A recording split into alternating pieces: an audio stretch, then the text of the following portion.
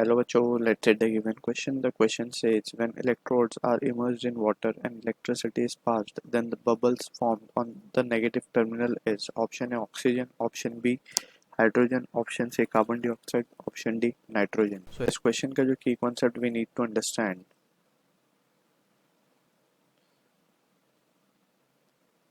is the concept of electrolysis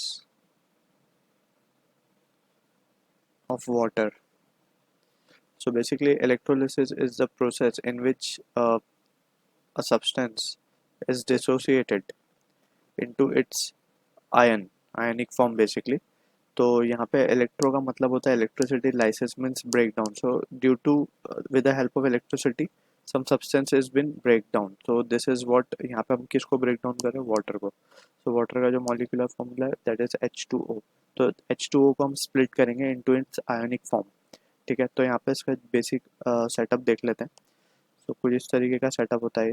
container, उसमें electrolyte is been filled. Electrolyte अभी यहाँ पे वाटर है.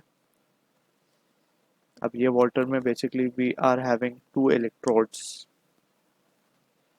जस्ट एक रफ सेटअप हम यहाँ पे दिखा रहे हैं. ठीक है, and this is been connected with a battery source.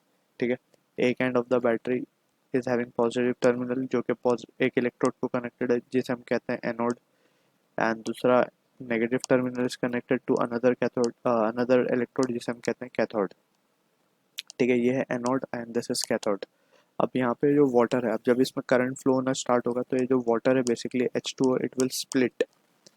ये स्प्लिट करेगा हाइड्रोजन आयन में और ऑक्सीजन आयन में, हाइड्रोक्साइड आयन में.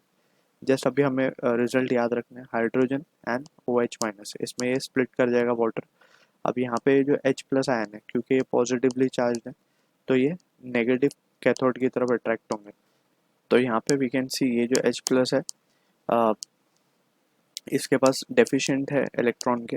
ठीक है, तो electron will be released at anode. ये एनोड पे electron will be released and accepted